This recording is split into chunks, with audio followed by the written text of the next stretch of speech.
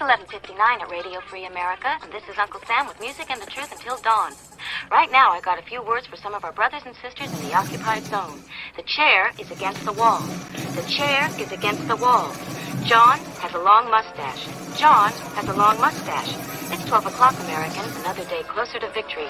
And for all of you out there on or behind the lines, this is your song.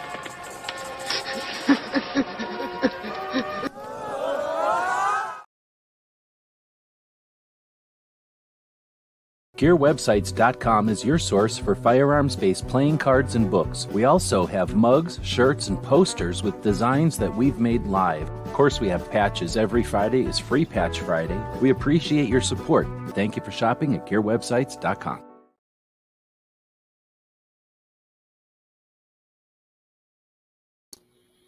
And let's start this again. Welcome, everybody, to our Daily Gun Show. We come to you live, well, hopefully every weeknight.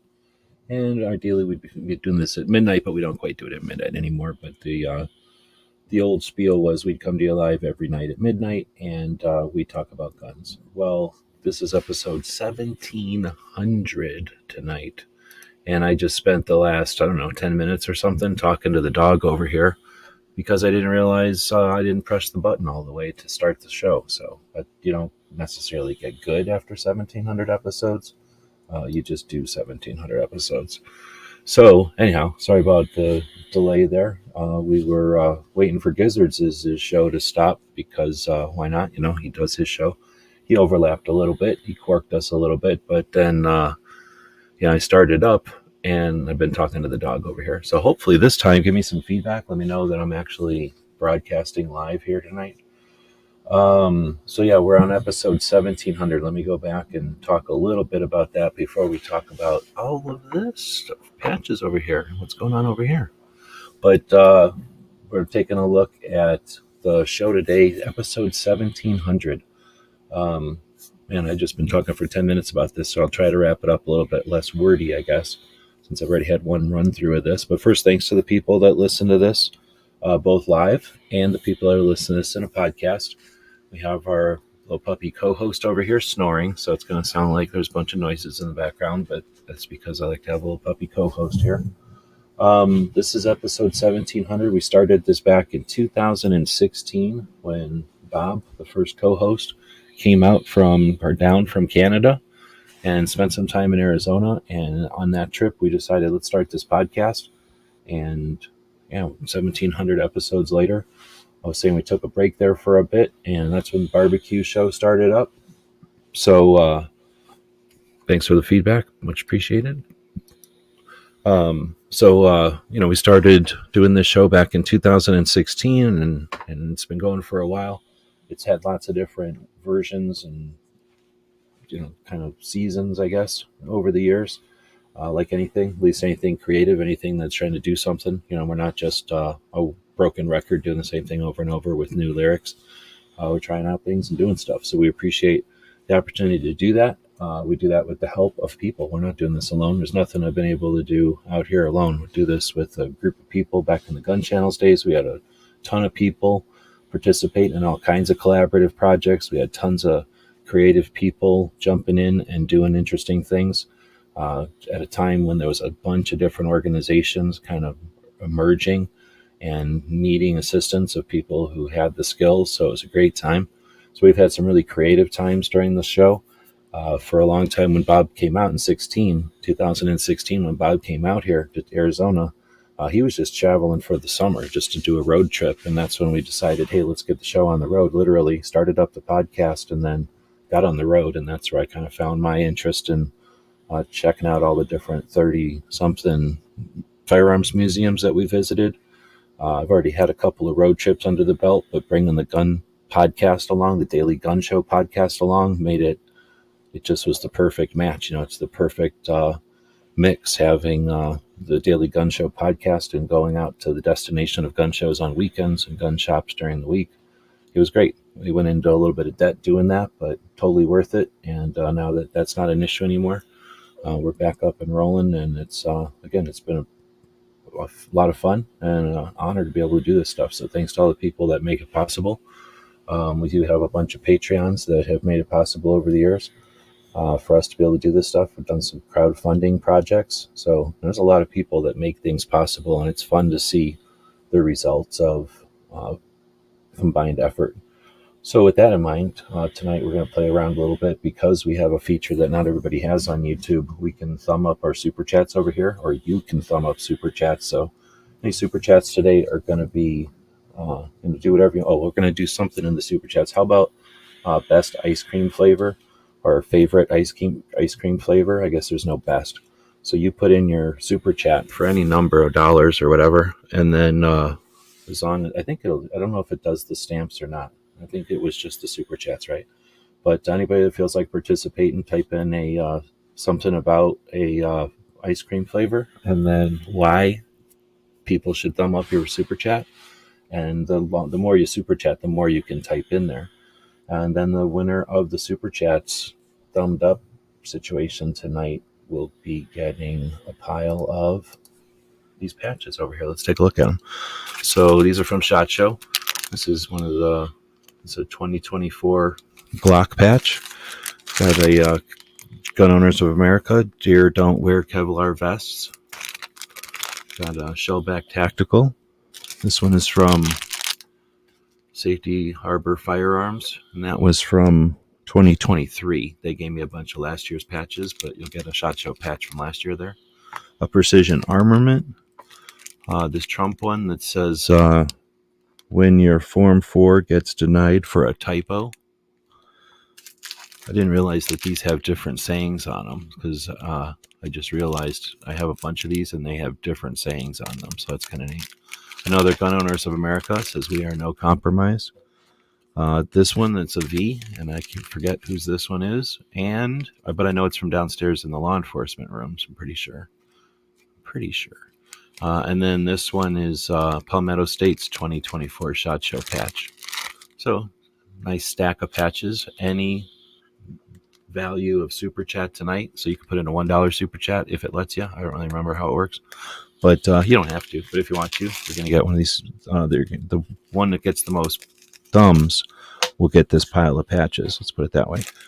I think we can safely say that anybody that does over let's say a $10 super chat will get a set of the ones that I have duplicates of. So if you do a $10 super chat or more, you're going to get a set of patches too. And we'll see. If anybody wants to participate in that, feel free. If you don't, I don't care, because these patches are going out to Patreons at some point. Then, and there's plenty. These are pretty much doubles here, I think. All right, so with that, again, we're at episode 1700. What we're going to be doing tonight is taking a look at essentially the description of the video, only instead of the boring, non-formatable version of it that's here on YouTube. From people that are listening as a podcast, I record this live on YouTube, and we'll talk to the people that are joining us live here in a second. But we're going to look at it over on Substack, which is one of our blogs, and it just is much better formatting. So as we are looking at stuff on the screen here on YouTube, we're going to be looking at our Substack blog, I guess is what I call it. So boom, we'll throw the link to that in there if anybody wants to check that out. You can subscribe to a Substack blog. It's like free. It turns it into an email essentially. So it's kind of like a newsletter that you can unsubscribe anytime you want. It just in case you don't see it or go to it, it'll show up for you. But we don't have a pay to play on really any of our platforms.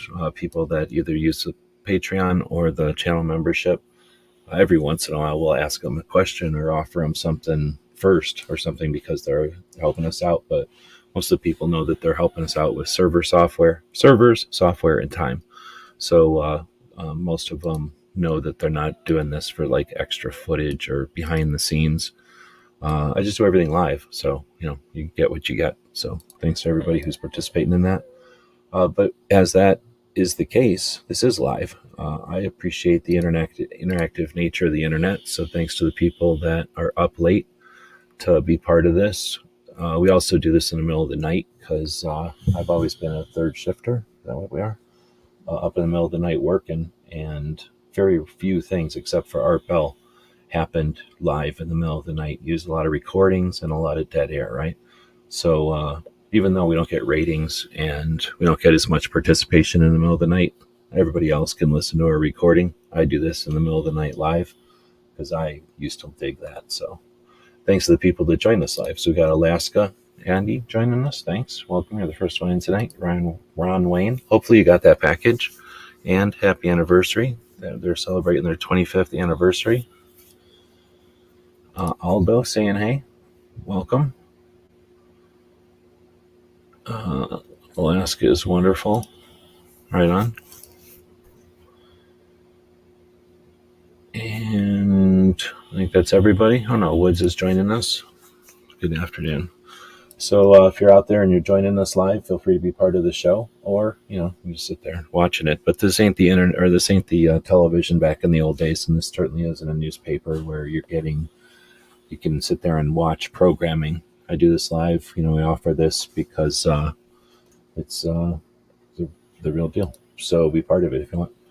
All right, they'll dig in. In addition to the Substack we're looking at right now and the Instagrams that we'll talk about usually on Wednesdays, we've got this YouTube going on, but we also have the Patreon that we use as a blog and kind of an update, a place to update what we're doing.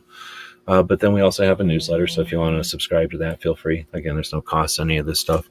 The newsletters don't go out as often as the other things because it just takes too long to set them up, and we have no staff. So first thing we're going to take a look at is bullet points, news of the week. Most of these come from the NSSF newsletter, so thanks to them for gathering this, a lot of that data. Then we'll talk about mostly stuff that happened on YouTube, maybe a couple of things that happened on blogs that has to do with what our Second Amendment protects. That's what we're here for. And then after all that, we'll talk about some gun stuff, stuff that's gun nerd stuff and whatnot. That's useful, interesting, maybe something you aren't paying attention to. Then we'll talk about some tech. I'm sick of people talking about radios. People are going to try to make you buy radios because it's easy to sell you radios, and they probably make like $1 or 30 cents or something every time they sell you a radio. But there's better things to use than radios that aren't stupid. So we're going to talk about something tech tonight. And we'll thank Spiritus Systems for showing me this low-tech signaling video earlier in the week that got me all started on just getting annoyed at the radio people again. We'll take a look at gun calendars, depending on how late we go tonight. There's been some epic, really good military interviews. I always like them, but there's really good ones this week again. And then we'll talk about whatever we did this week, which isn't much. I've been working on other projects, as usual, trying to kill them bills that I alluded to earlier. So, again, thanks for joining us. And if you want to be part of the show, say stuff. Misty saying thanks, got the cool stuff. Right on. Cool. I just want to make sure it got there okay. Pennsylvania decided 4-3 that Philadelphia's ban on the possession and transfer of homemade guns. Yep, that's actually one of the things that the NSSF had brought up here as well. 4-3 transfer on homemade guns. That's frustrating.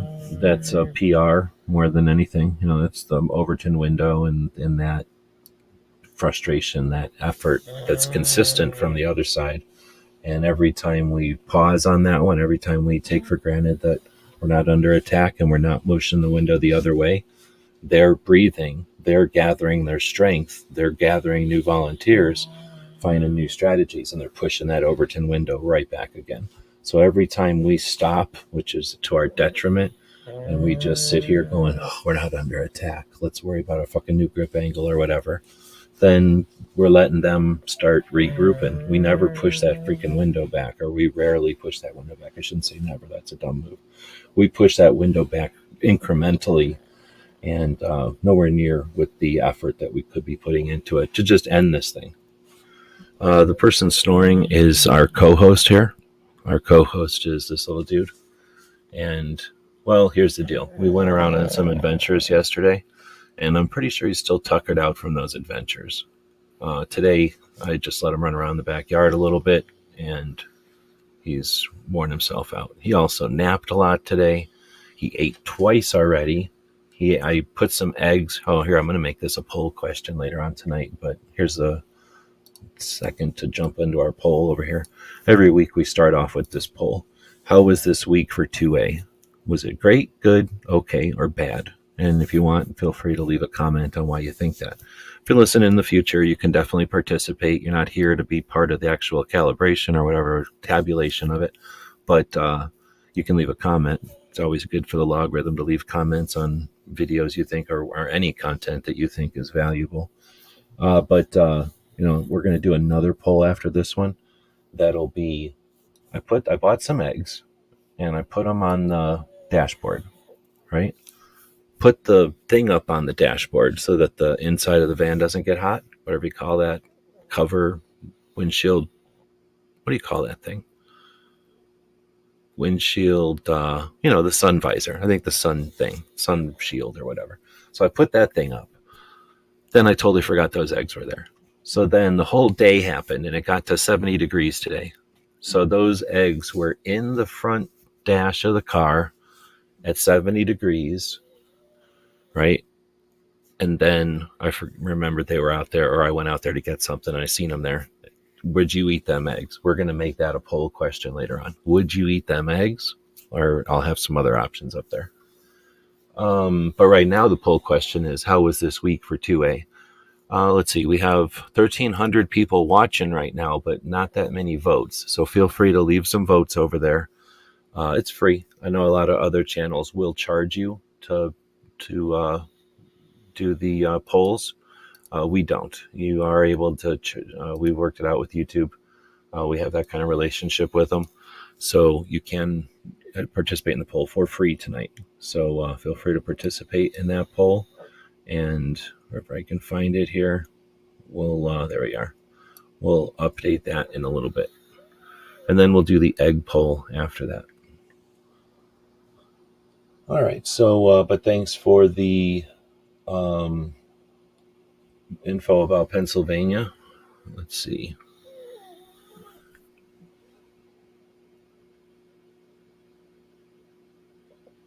All right, we need to realize Ron is trying to sneak through daily. Yep. So Ron Wayne did the first super chat tonight. Welcome. And yeah, you'll definitely be getting a set of patches.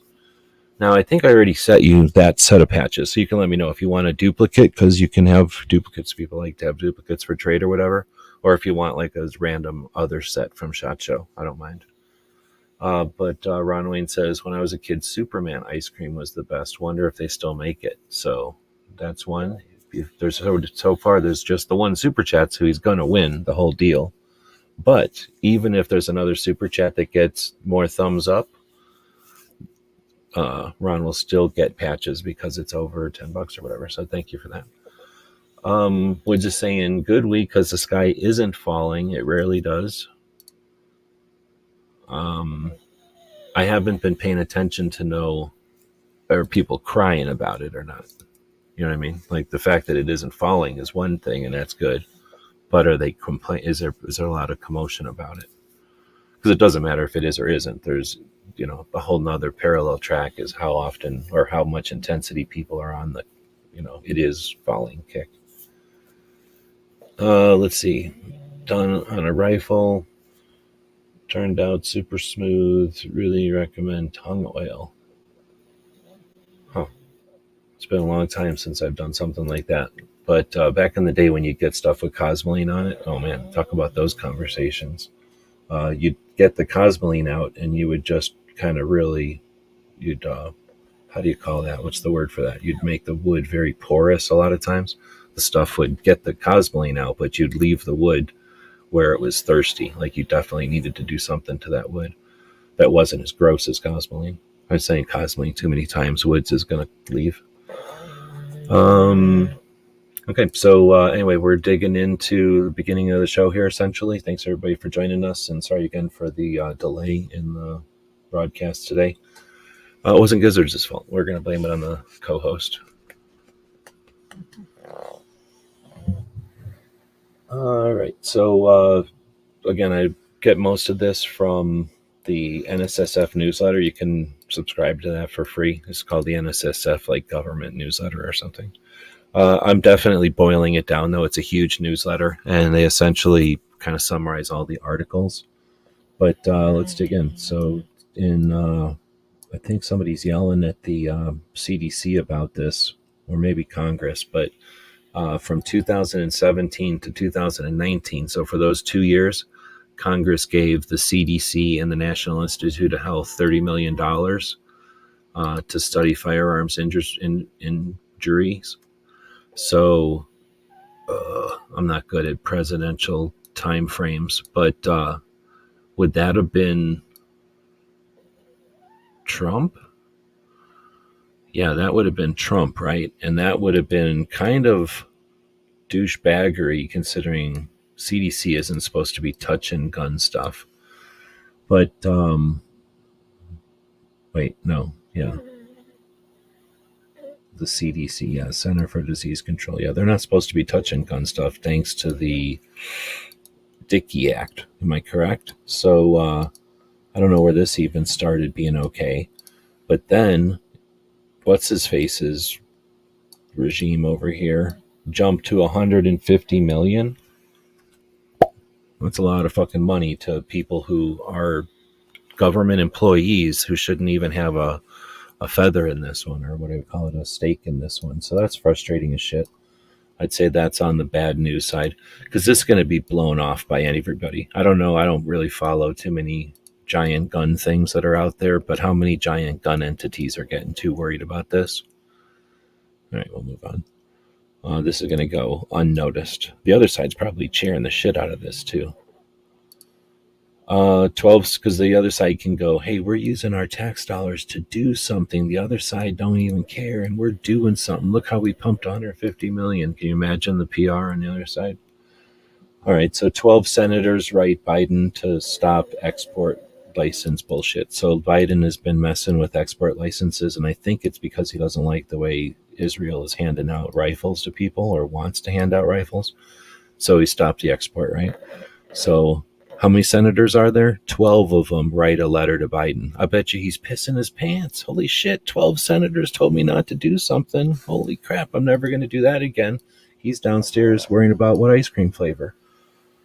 So this is, we got to count our victories, got to count our wins, question mark. Be nicer to say 120 senators, right? Like, I don't know. Very political here. Lots of distractions. It's a what do you call it, election year. But since we're talking about ice cream,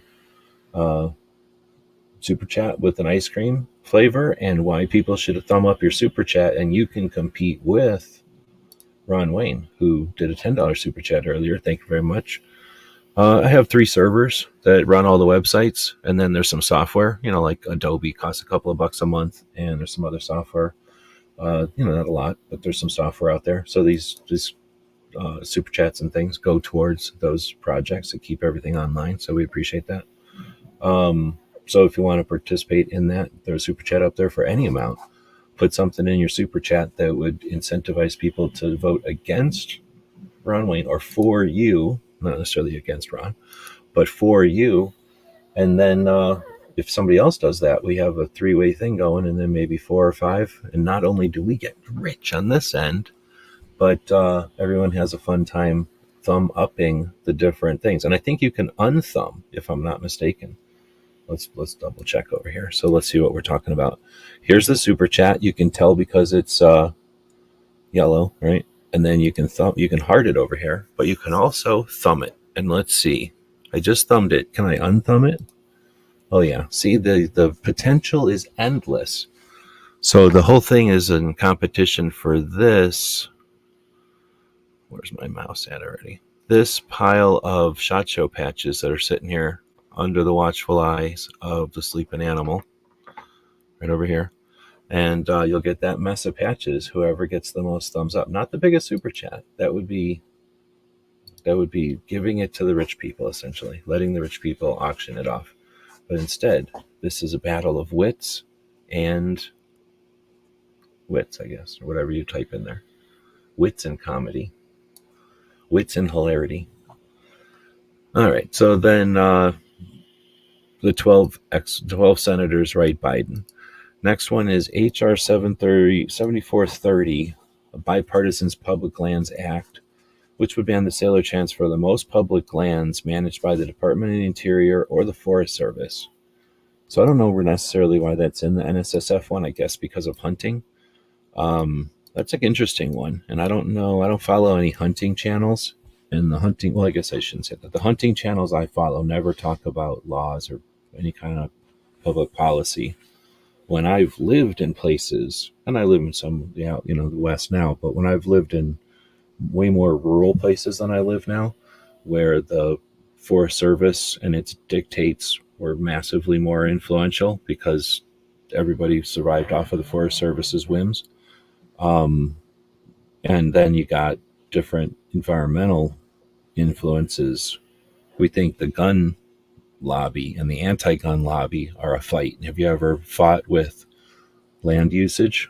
It's a whole other thing. I don't know if you're a horseback rider or a mountain biker or an off-roader, of course, gun owners, but bird watchers, hang gliders, people that want to use our shared public lands have all kinds of interesting things. And then you get into mining and timber and other resources that get harvested off of our public lands, and people that have seen the horrible raping of our lands. We can have whole conversations about that. And then, we've got industry, so having one rich guy who wants to take advantage and abuse cattle permits, okay, what's one thing? What about when it's an international company that's sick of growing crops in their country because they got all kinds of restrictions and they start growing crops on our public lands that are horribly wasteful and using up all our water, shit like that. Like, that gets pretty annoying. So that's a whole thing. It's not really gun related, but this one is in the NSSF's list, so I'm putting it in here. But essentially, I think it's just up there. I don't think it's been voted on yet. They're just putting it out there. But the Bipartisan Public Lands Act, and it says which would ban the sale or transfer of public lands. I'm kind of down for that. One of the things that makes the United States different is that we have shared public lands. It's a little bit communist, but we have things like old growth forest. Go ask Canada, big ass socialist Canada up there. Everybody owns everything. How much old growth forest do they have? I think the answer is less than 5%. And we don't have a shit ton, but we have more than most countries. And that's because back in the day, some of our more communist-leaning presidents said, hey, we own a bunch of this shit, and you can't just destroy it. You can't just buy it and destroy it. So, things like aspirin, you think that's some, scientist pooped aspirin out his butt? Or do you think aspirin is just a plant that grows out here on the side of the road in Arizona? Yeah, aspirin just looks like a weed out here. That's where aspirin comes from. So we think we know everything, but really we're just figuring out stuff, and if we destroy old stuff, we're dumb. So I kind of down with the idea of not selling this stuff, but that's not always saving it either. So interesting, but I don't know how deep people want to get into that kind of conversation. Woods is saying Canada has massive old growth forests in BC. They may have some, but unless I'm wrong, unless something's changed, I guess, or if I did my math, or I'm remembering things wrong, they've forested the shit out of their shit, and we leave a lot of our stuff alone. Okay, so Iowa passed the 2A Privacy Act, which is essentially, I think the Iowa one says that if a company is anti-gun, then they're not allowed to get any money from the state of Iowa. I think that's it. I might be mixing that one up. But it's bipartisan, and it's 68-27. So I guess that's a good thing, considering I was thinking this is a good one because isn't Iowa one of those states where people look to for kind of to see how the presidential election might go? Because it's one of the first primaries or something. I'm not claiming to be a political expert, but it seems like that's a state you hear a lot about. So knowing that they're passing something like this in the environment that we're in right now, look at Missouri. Missouri had a lot of things that they could have done, but they just sat on their hands because it wouldn't be proper. So if Iowa was passing stuff over here that's pro-gun at a time when they could have just as easily got the PR points to their, they think they get the PR points for saying we're not going to do nothing. I don't know. Am I too optimistic there? But that seems like interesting. Let's see. Then we got Minnesota doing HF 3570 legislation to ban modern sporting rifles. I don't know why everybody's calling them that, but now we get to call ARs a different name. And then we also have this also Minnesota. I didn't do the bullet points very good. House File 3813 and Senate File. I guess Minnesota doesn't have bills. They have files. Which would prohibit the use of ammunition for traditional ammunition for hunting. So, we go, oh, the NRA didn't do shit. People loved, people were in the last chat, Gizzards' chat, oh, the NRA didn't do shit. The NRA doesn't do shit. Well, if you don't pay attention to what the NRA has done in the past, then the NRA hasn't done shit. But taking it for granted, the situation we're at with ammunition and hunting today in 2024 is ignoring everything that's been done by probably our grandfathers, maybe our fathers, but probably our grandfathers and grandmothers. So challenges to hunting ammunition, challenges to our land use, challenges to habitat, and challenges to conservation are all things that historically we've had. And that's when the NRA was debating in the 70s if they should become political or not. So, ignoring all that, fine. But essentially because we have ignored all that, because it's not just part of our gun owners' history or our Second Amendment, enthusiasts' awareness, they're going to come at us with, oh, your ammunition is too leady. Oh, your ammunition is too loud or whatever. Oh, your ammunition is too whatever it is, too coppery, too expensive, too loud, too far, whatever. They're going to complain about everything they possibly can, but they're not taking it from new ideas. They're taking it from this playbook from, in this case, the 70s, maybe even earlier. I don't even know. Actually, that would be interesting. Is there a book out there? Has somebody seen the reference or the research, I guess, on when the whole anti-gun thing started? I mean, I know in 68 we started to see some. So was it a communist thing from the 60s when we started to kick their ass in the Cold War? Okay, well, Woods is saying Iowa is a swing state. Should we get a co-host again? I don't know. This co-host kind of sucks. All he does is sleep all the time.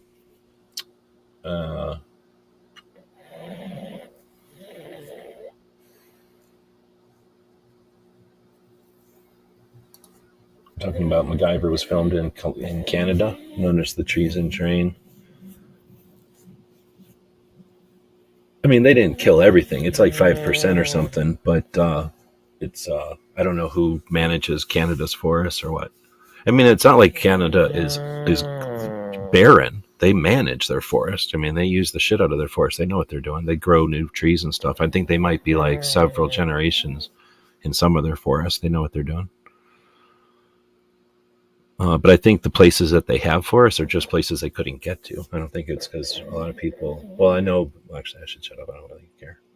But let's see.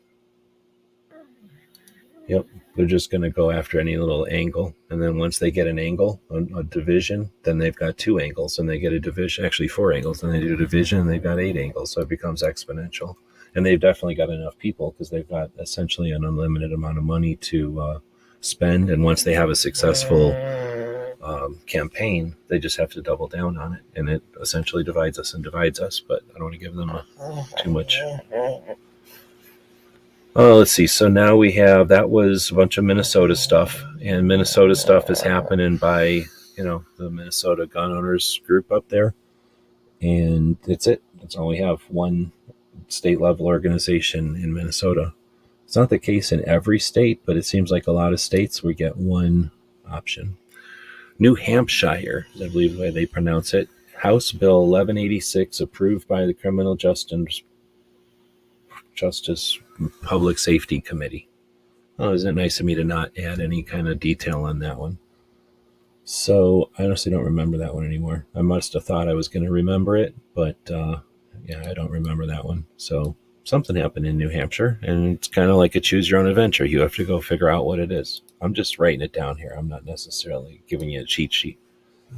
New Mexico's governor's a jerk, so she didn't get what she wanted in their normal session, so she's now threatening a special session just for gun control. So this is called 1, a red herring, 2, a test run, 3, what do they call it? Like a sacrificial, or is it 4, the canary in the coal mine? Is she a probe? Is she a strategy by the antis to go do whatever you can, say anything outrageous, do as much as you can? We need to see where the limit is. Go probe and see where the edge is. Where can they take no more? And in a state like New Mexico, where do they lose? They lose nothing. There's not enough people in New Mexico to get enough gun owners in New Mexico to be able to thwart her, obviously. So, they're exercising a real muscle here. She seems to me like the Beto. I'm going to take all your guns, or whatever he was saying about AR-15s. That was a massive test. Let's see how much we can say, how much, to get our testers on this and see what the responses are to what she's doing over here. Or is it just a massive distraction? Hey, look at her. Look at how she's doing. Like, can you imagine? And where's this money going? And where should have that money gone? And who's, all the other political issues that are happening? This is a distraction from, or is she just that canary? Is she just out there supposedly doing stuff, but really they're using her as a barometer, as a measure to see, when have we done too much? So I don't know. This is, you can get scared of that, or you can get freaking pissed. How are we helping New Mexico? I've got friends in New Mexico. I mean, I go over there all the time. I'm not that far from them. But, when are we going to realize that we have the influence? We can be making phone calls and joining organizations. There's the New Mexico Rifle and Pistol Association, again, a state that has one organization for it. And here's what'll happen. Here's a little spoiler alert. When a state gets wailed on, more than one organization will happen. When a success happens, all the organizations will claim victory, right? And then some of the organizations will live through that and they'll squabble. Whoa, spoiler alert, that'll happen. How do I know? Because it happens in every fucking state. So, be prepared if that happens. There's going to be a lot of bickering and a lot of side taking. People with money, the exploiters, are going to jump in. That's how do I know people are exploiters? Because they're going to jump in here and watch some of the loudest people and see if they've ever done this before when they jumped up here and do this. All right. In Iowa, it was this. Oh, wait, you're talking about something else. Is that what it was in Iowa? Thanks. The bill prohibits the assigning of a specific merchant code. So, yeah, thank you. So the Iowa one wasn't the thing about the companies that are 2A or not. That's a different state. Or maybe it was a different bill. I don't remember what state it was in. But this one is specifically, thanks to Aldo, this one is the one that prohibits assigning a code to gun shops. Again, is that like sky is falling, or does that matter? It's Overton window. They're trying to demonize gun owners. They're trying to suggest that gun ownership is a vice, that guns are dangerous and they're a vice and there's no good reason for them. They say that all the fucking time. So they need to suggest that as often as possible, and they need every validation they can get. So if they can say that even credit card companies need to segregate the blah, blah, blah, even credit card companies are so concerned. So they need these little nibbles. Plus it exercises their muscles. There's no loss for them. They can say, we tried to get credit card companies to care about just one life, and the NRA wouldn't let them. And they win. So they're going to win if they lose, and they're going to win if they win. So why the fuck are we letting them win? Come on, man. So yeah, that's frustrating. But thanks for the clarity on that one. Let's see. So after that, we get to Pennsylvania. We were talking about barbecue earlier. Pennsylvania decided 4-3 that Pennsylvania's ban on the possession, use, and transfer of homemade guns. Again, it's a loss. If somebody wanted to say that in the poll over here that everyone is free to participate in, was it a great week, a good week, an okay week, or a bad week? We just had Pennsylvania say that ghost guns are so scary that 4-3, nobody can have them.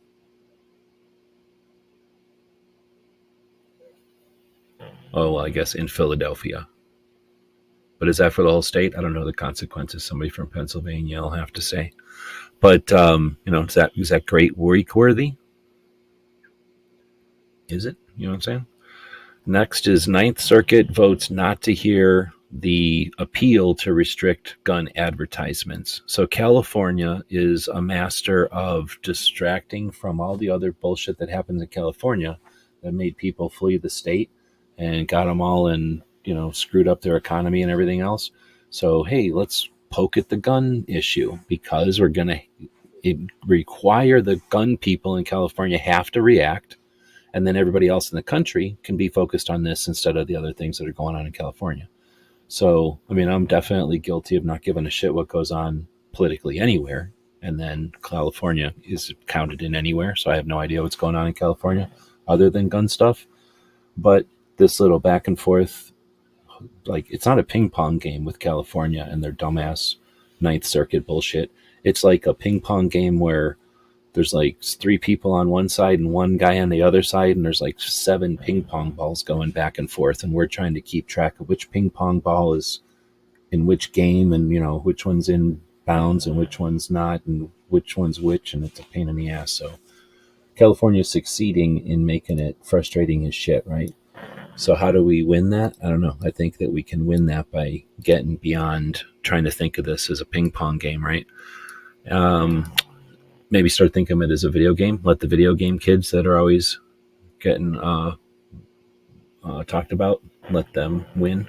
They should be able to play long-term games, sandbox games. Is that what it's called? If the 2A is a sandbox game, why don't we have gamers winning this thing? Why aren't Reddit kids making up a logarithm to win this thing, or some kind of blockchain to win this thing already? Yeah, we'll keep moving. So Ninth Circuit Court.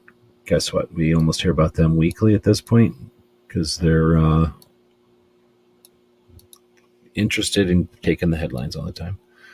I'm getting this all from the NSSF newsletter. They have a poll over there that says that Americans are overwhelmingly in support of the board of saying Bruin. So I'll say the New York State Rifle and Pistol Association because 1, I'm not lazy, and 2, fuck Bruin. He's the loser. That's the New York State Rifle and Pistol Association decision, which we should be proud of saying and including it in all of our stuff because it's the word Rifle and Pistol Association. But you know why people don't want to talk about it? Because the NRA supports them. And the NRA can't do anything right. The narrative has to be that the NRA is wrong all the time. But whatever. It says polls show Americans overwhelmingly support the New York State Rifle and Pistol Association versus Bruin decision results. I don't know if it matters because this poll is probably some Republican poll, but I guess we're supposed to take anything we can when we're given something that's positive. So in an election year, hopefully that's a good indication. Again, I have no idea if that poll was taken well. If I'm going to be skeptical of the polls from the other side, why the hell should we be unskeptical of the polls on our side, right? So it's just my nature. I'm going to be skeptical of the poll on our side. And then it's all over this week. Finland is building new gun ranges, marksmanship ranges, they call them there. So in Europe, you can't just say gun range or shooting range. You have to say marksmanship range. That's the metric way of saying it. I'll bet you they're going to shoot a lot of 9mm over there. But there'll be a couple of videos we'll talk about here where they'll talk about that stuff. So we're 44 minutes into the show and barely getting started on the videos. So I'm going to throw out here again that we have a scroll going to the bottom of the screen here. You can see it right over here. It says the most thumbed up super chat tonight wins cool stuff. The cool stuff is these patches over here. And thanks to the people that want to pitch in on that. So Ron Wayne is winning, and he's the only entrant. So if somebody throws in $1 super chat and says something clever, boom, steals it away from Ron Wayne. Steals all those thumbs away from him. He's only got 8 thumbs, and we've got 900 people watching tonight. So if only 10%, if only 90 of the people watching tonight were to donate $1,000, we'd have $90,000, and that would get us to our goal for the month. So be part of it, and I guess we'll dig in and keep going. Again, thanks to NSSF for posting most of that stuff in their week newsletter. Comes out like at afternoon on Fridays. You can check it out.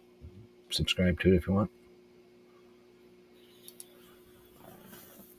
All right, so I mentioned what we're going to be talking about tonight. The first thing we talk about is two-way stuff. And usually I put everything in the order of how awesome it is. And the most important thing that happens each week, because it happens consistently and because it's the most important aspect of what we're dealing with today in 2024, is Brooke Cheney's Suicide Prevention Saturday Project.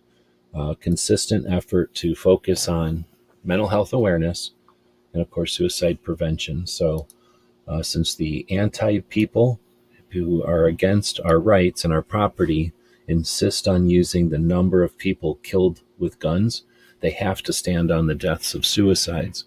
So by preventing suicides, not only do we prevent people from committing suicide, and it is possible, it's not always possible, but it is possible, but it's also greatly more productive than just complaining that they complain and getting in the back and forth. This is actually a way to actually do something. And it's something you can actually do. And that's be more comfortable talking about this and talk about this shit. So we can ignore it all we want, but once we understand and once it's common knowledge to those 80% of people in the middle that the antis are standing on the graves of suicides and then suggesting that gun owners are the problem here, it's going to be repulsive for them to keep messaging that way. So this is probably the most impressive thing I've seen since 2015, because most of the things since 2015 that had potential have stagnated to some extent, while Brooke consistently puts this out. So there's people out there that are massively successful, and then a lot of people sit back in their audience chairs and go, wow, we have a new person to watch. We have a new thing to be audiences of. And then there's people that are individuals doing stuff legit, like authentically every single week. And that's the kind of person that motivates other people to go, you know what, I can do something also. I can participate as well. I can support her. I can support this. I can support that. That's actually getting things done. Ultimately more impressive than all the other bullshit that happens. People doing things on massively bigger scales that have no results. Anyway, next thing is from Michael Cargill out of Texas, runs a gun shop out there. For a long time had a radio show and a podcast. Now he's putting effort into taking one of his court cases to the Supreme Court. Let's listen to this video. Let me know if you can hear it. Have you ever asked yourself, how come media outlets don't report suicides? So I asked them, they said, if we did, more people would commit suicide. So I said, hey, why do you report shootings or mass shootings?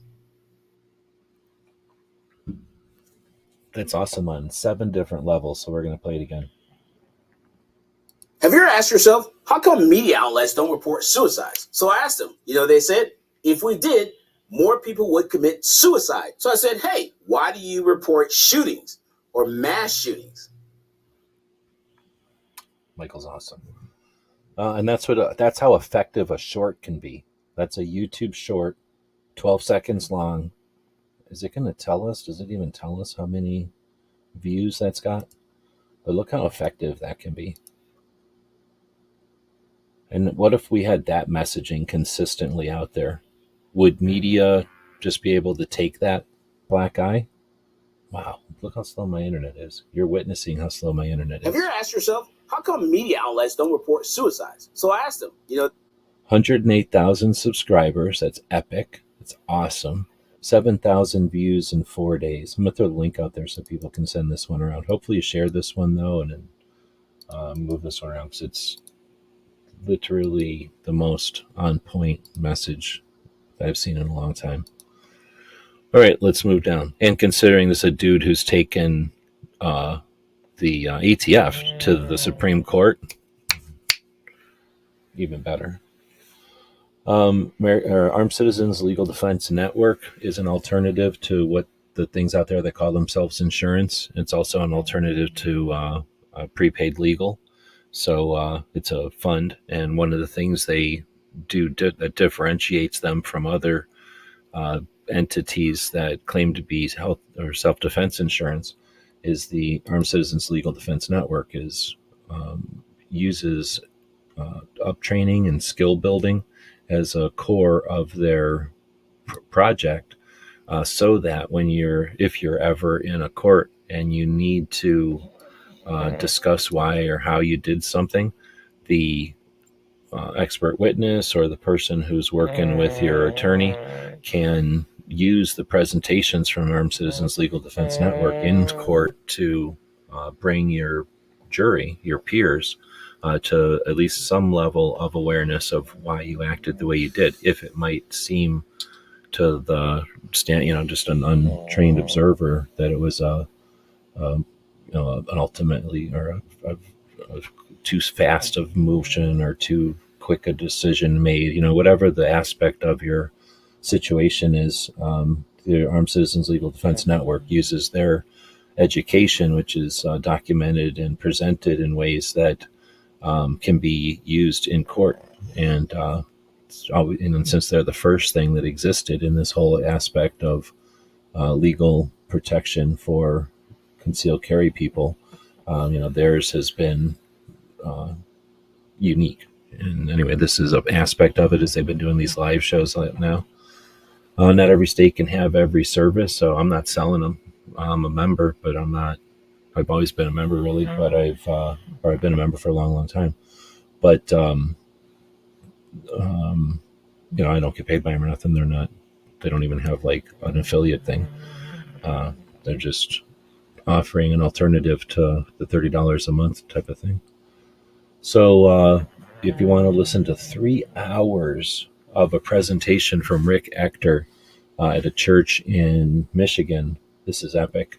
So Rick's been doing Second Amendment advocacy longer than me, and online, I'm probably going to just say longer than me, because I might have technically been on the internet at the same time as him, but he was certainly doing gun-related stuff with a purpose way longer than me.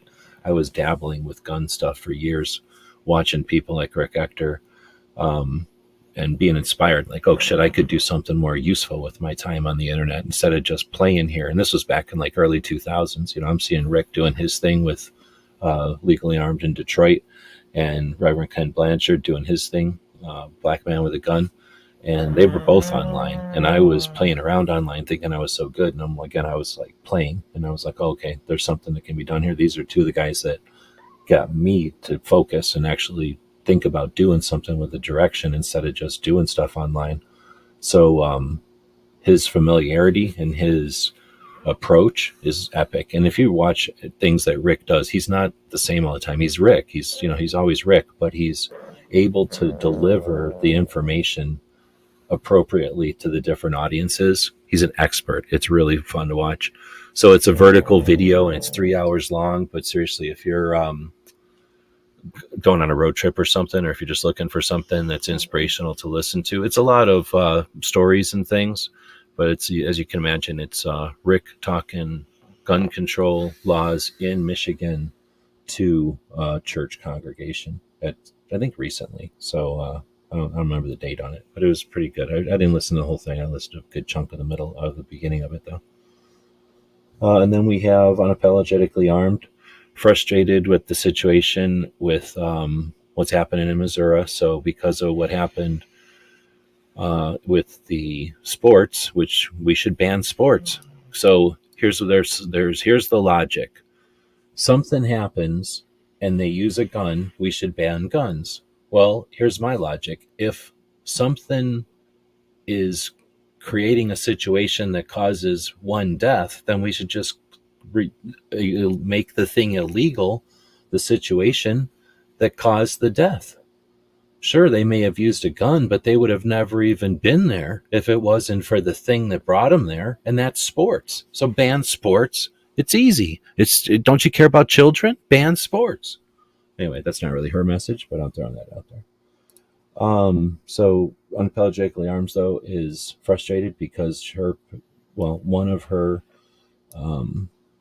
things that she's interested in accomplishing in Missouri is to remove the ban on carrying on public transportation, because there's a lot of people that carry or that have to use public transportation and are interested in, having security, personal security.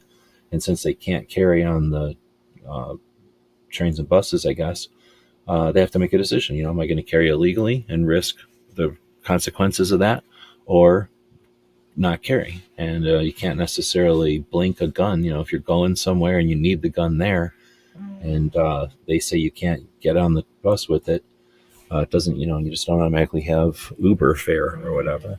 So I can see that being a frustration for people. And because of what happened with violence, because of sports, the sports-induced violence, the Missouri legislature said it wouldn't be proper to talk about this right now.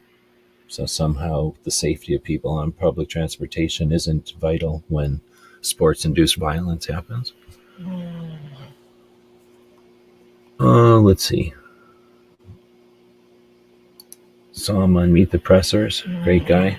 Oh, what are we talking about? Are we talking about Rick Ector? Rick Ector was on Meet the Pressers? Oh, I bet you he was. That's right. When they were out there for his thing. That's true.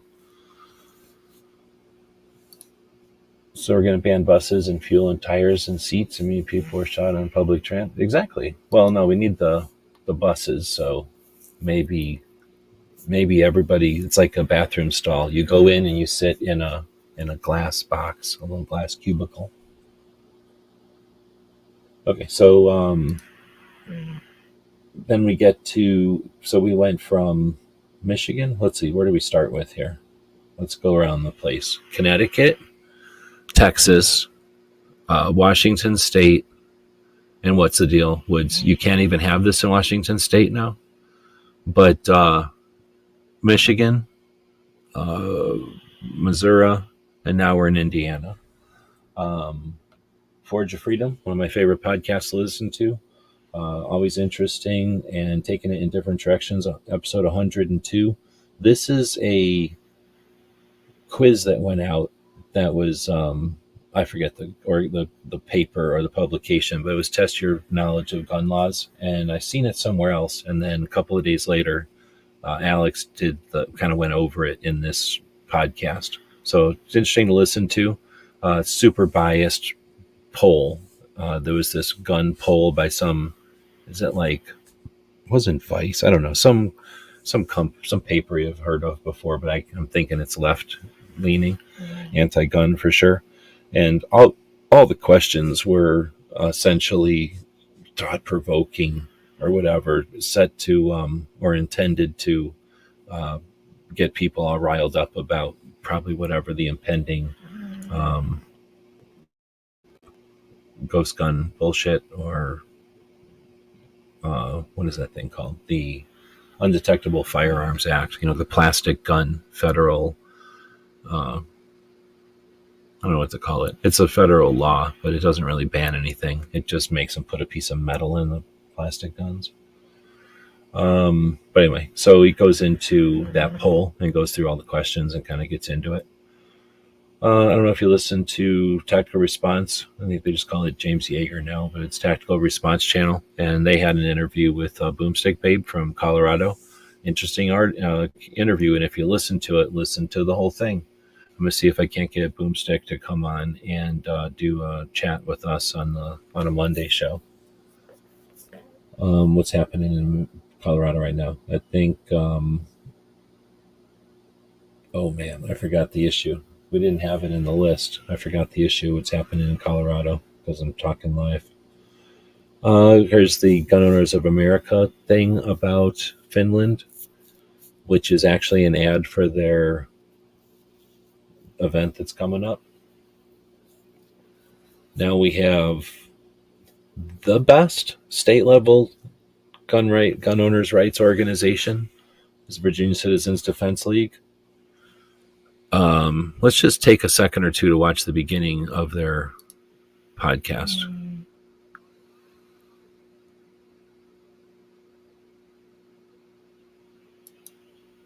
Today, stop at nothing to see you defenseless. That is their final goal. But we at the VCDL, like we always do, will be there too. Lobby Day 2024 is January 15th, and we need you to help us turn back the tide of anti-rights legislation in Richmond. Join us to lobby your representatives and help us say no to these extremist bills that would do nothing to prevent real crime, but that would leave you and your family defenseless against criminals. Go to VC. So I don't know who's producing their stuff, but I mean that's one of the best things I've seen. I mean, I don't know. There's probably other things out there, but anyway, I thought that was pretty good. And then this is a blog article from NSSF, and they're suggesting that Black History Month should celebrate Black gun ownership. And this is the president of NSSF posting this one. I hope it's just part one. He talks about gun control history briefly here. And then he has Philip Smith, Michael Cargill, right? Geneva Solomon, probably saying that wrong. Maj from Black Guns Matter. Michael from Guns Out TV. Colion Noir. ... So hopefully this is part one, but it's interesting. And I haven't seen anybody else ever talk about this, so that's good. It could have easily started back with Harriet Tubman, one of I consider the first Second Amendment activists in the country, one of the first. But whatever, they started someplace. Hopefully it'll be part one, but that's a cool thing. And again, if somebody's looking for topics or whatever, Black gun ownership is, of course, it's cool now to talk about how gun control is racist. Everybody should have known that for a long time. But who do you think fought most about gun control? People that are getting hit by gun control, or people that had no skin in the game? So there's a shit ton of Second Amendment activists all over the place. All right, so next we're going to get into the gun side of it. So we're an hour in. At this point, Wayne is just counting his patches, because everybody else, even though you act like you're capitalists, Ron is counting his patches. There's nobody else super chatting. So there's a scroll going at the bottom of the screen. Most thumbed up super chat tonight is going to win cool stuff. And the topic tonight is ice cream flavors. So either Ron's going to walk home with all them patches, which is fine. We're gonna see some other super chats come in here, and we can have a whole nother layer of interactivity with the chat tonight. All the people joining in and thumbing up, having some kind of a thumb up war with all the super chats, or don't. We got technology that we can use, or we don't have to. We'll get into the gun side of it here. She Fires does a show every Sunday afternoon, or most every Sunday afternoon. Great one this week, or last weekend, I guess. De-escalation strategies. There's a whole He's exhausted. He barely has the energy to make those noises, but he makes them.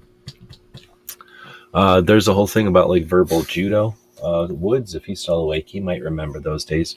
I don't know if anybody else is out there live tonight who can remember the days of getting into the alternative strategies for not just de-escalation in a conflict, but how to use the de-escalation concepts for conversations with anti-rights bigots, people who hate guns so much that they are just blindly interested in seeing the state have the monopoly on force.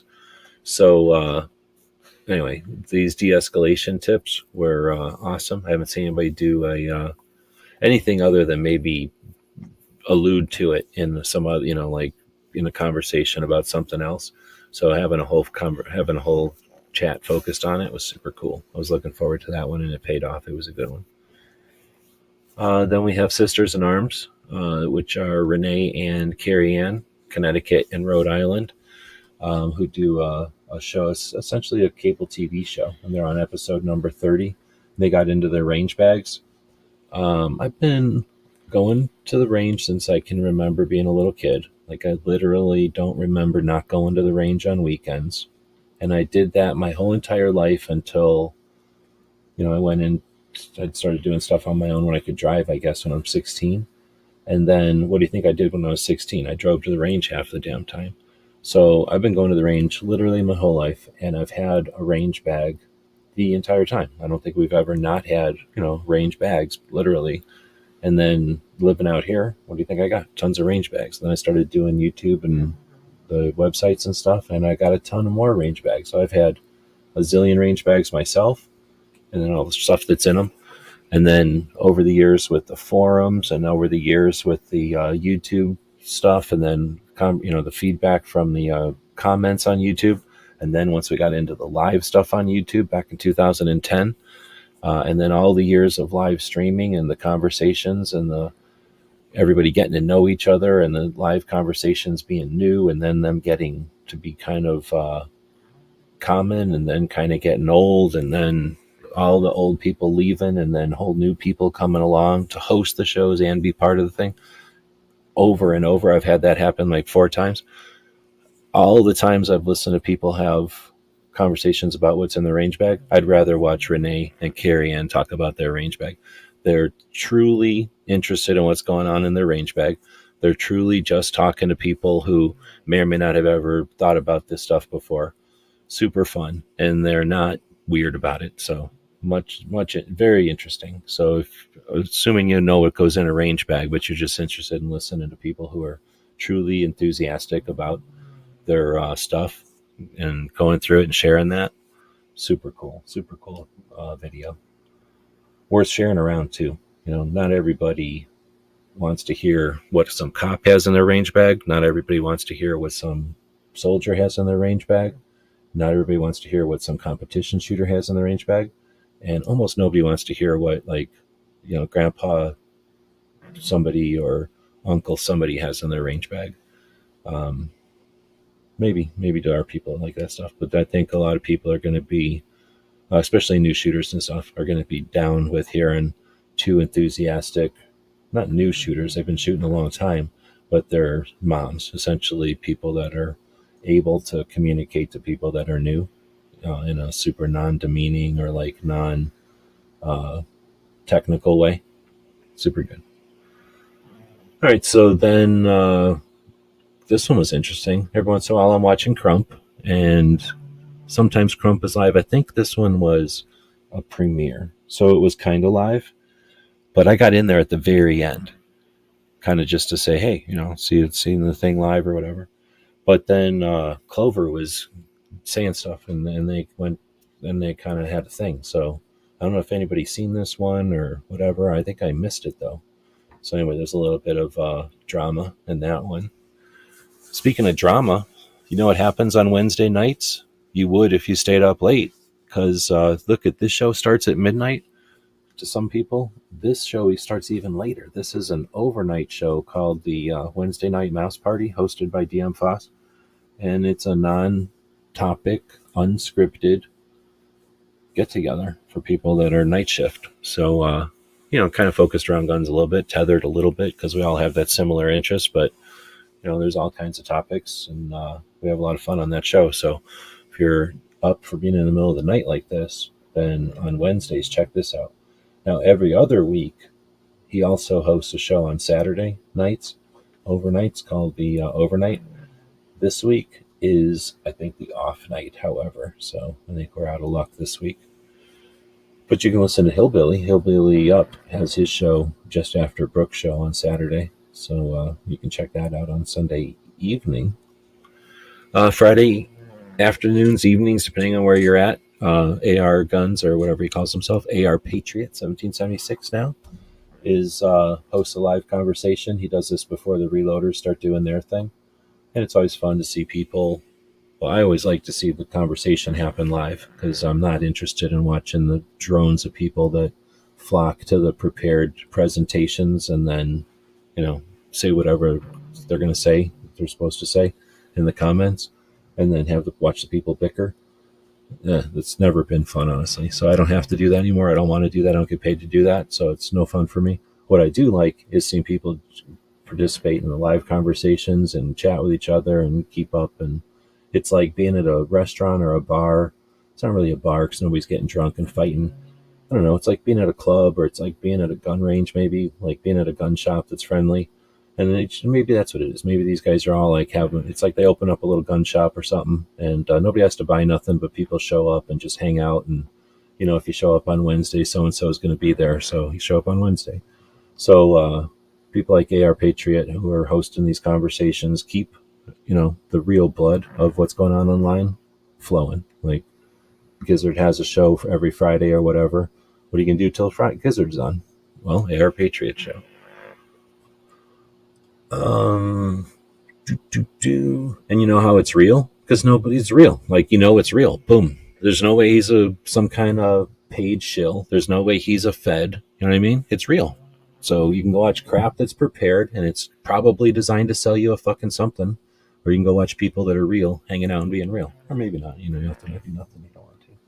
So then we got federal super carry. This was at NRAM from 2022, but it's what I seen. And this dude, oh my goodness, is that copywriting me? This guy, Chris, is going to be on with us on Monday. So I'm a big fan of ammo, and I like the development of the gun community and our industry, I guess. And I'm interested. I don't like 9mm. I hate it, actually. So 30 Super Carry, guess what it is? It's a new caliber made in the United States, and it's United States caliber, and it's better than 9mm probably. So we're going to talk to Chris about that. This is some video that was on by guns.com with, I don't know, from 2022. So you can go get a prep or whatever, take a look at it, prepare for the show. I have a bunch of questions that have already come in that are listed in the description of the video. It'll be in the midday on Monday, a little earlier than we normally do to work with Chris's schedule. But there's some questions in there. If you have other questions, though, feel free to let me know, and we can add them. You know, it's not a gotcha interview or nothing, but hopefully we'll have more interesting questions than, you know, why is it different than 9mm, or why is 9mm a fad and everybody hates it, and why should I sell all my 9mm? You know, the normal questions that people ask. Let's see, we'll get into Dragon Man next. So one of the things that's awesome is we live in 2024 and we have Dragon Man. At one point, people were like, you know what? It's 1980, whatever it is, and Dragon Man hasn't become Dragon Man yet, so life sucks. And again, at some point in the future, maybe 2100 or something, you know, in 2100, people are going to probably be like, you know, Dragon Man's a robot now, and he's not the same as when he was running around in a human body. So we live in 2024, where Dragon Man is still a human, and he's running around doing stuff like this. How you doing, guys? Dragon Man here. I'm in my machine shop, and the jobs are coming in left and right, and I'm trying to get them done as fast as possible. This is my mail order business here, and if you're going to send your heads and barrels in, just pack them real good. See this fella right here? This is the way he sent his heads. See that? So they don't break any fins. Jump ahead a little bit. Tell people. Jump ahead a little bit. The valves and the guides, 2-angle valve job. With the cases, we replaced the races and the bearings. I swear to crap, if I get $1 million somehow, I'm going to buy a shitty Harley, and I'm going to drive it up to Dragon Man's and be like, can I just hang out while you fix my Harley? Because, I don't know, if you got a Harley and you ain't having Dragon Man fix it, like, do you really even have a Harley? Charlie, Brain Shotgun with Charlie does his show, I think, weekly. Or is it every other week? I think it might be every other week now. Probably depends on how many interviews he's got in the stack. But he interviews the guy from concealedcarry.com. Interesting conversation if you want to see an insight to the industry a little bit. And then there's the NRA, or what is this? Not the NRA annual convention. This one is the GOA Gun Owner Advocacy Leadership Summit. So first we're going to play with some polls over here. So people that are still here, we're going to quickly look at the poll, and here's the result. 45% great week for 2A, 27% good week for 2A, 18% okay week for 2A, and 9% bad week for 2A. People in Massachusetts, people in Pennsylvania, people in Minnesota are weeping because nobody's paying attention to what's happening in those states, and we're saying, I don't know what we're saying is so great. Well, in that, though, you're allowed to say it's great. I mean, but just justify it. Say something down there. Why are you saying it's so great? But now we'll start another poll, and it's going to be called the egg poll because I'm curious what y'all think. So, would you eat them eggs? Right? So, again, here I'll try to talk and type at the same time. But essentially, here's the scenario. There's these eggs. So, yes, eat them. They are good. Or, well, give them to the dogs. Or, throw them away. Or, wing them at something. All right, so I got these eggs, put them on the dashboard so that they wouldn't get all busted because somebody runs all around all the time, and he's always stepping on things like eggs. So I put them on the dashboard. I'm not saying it's his fault. I'm just saying I had to put them on the dashboard because of him. So put them on the dashboard. Came home, probably because of him. I got all flustered, and I forgot about them eggs. I go out there later on today, the next day, a day later, and I find them eggs laying out on the dashboard. They've been out there, and it was 70 degrees today, and they've been out on the dashboard. Would you eat them eggs? So we're putting that out there as a poll. Right now, 100% are throw them away, and 50% is now throw them away, and then 50% is wing them at something. So we're going to be interested in the poll. I'm not saying I'm going to do whatever the poll says, but I'm interested to see what people say about it. Should we do a poll about this Gun Owners of America thing? The summit? What do you think of this summit? Oh, you want to hear? Did you everybody hear about the summit? Let's just play this. I'll get copyrighted probably. Hey everyone, Eric Pratt here with Gun Owners of America, and I'm excited to finally announce the first GOA convention goals. The Gun Ownership Advocacy and Leadership Summit will be August 17th through 18th in Knoxville, Tennessee at the Knoxville Convention Center. This first of its kind event is a celebration of you, our members, as you'll be able to strengthen your bond with the companies you love. There will be acres of booths filled with new products. Meet your favorite content creators, listen in on panels, and join Q&A sessions discussing the fight for your rights. Goals is about joining together as a community and fighting for the Second Amendment. And of course, it's free for GOA members. So more details are to come. We're looking forward to seeing you there.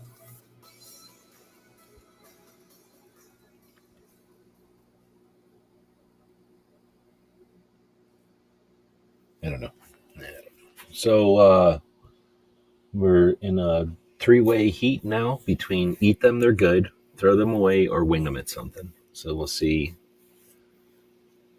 Yeah, I probably should have said we'll count throw them away as shoot at them. I just don't know if I want to drag them all the way out there. One, I can use the shells in the garden, so I'd rather just give them to the dogs and put the shells in the garden because I'm cheap, because I paid for them, right? Or I could take them out there and wing them at something in the desert or whatever. I'm sure something would eat them, and nobody cares about eggshells in the desert, really. I could shoot at them. We got guns to shoot at them with, I guess, and we are going shooting again. But I just don't know if I want to drag eggs all the way out there because it's out in the middle of nowhere and it'll be all bouncy. And I don't have like a fancy luxury vehicle with them shocks or whatever they're called. So I don't know how I would get eggs out in the middle of nowhere and they'd still be eggs and not garbage, mess. But, I'm not paying to go to the range, but you couldn't take them to the range anyway.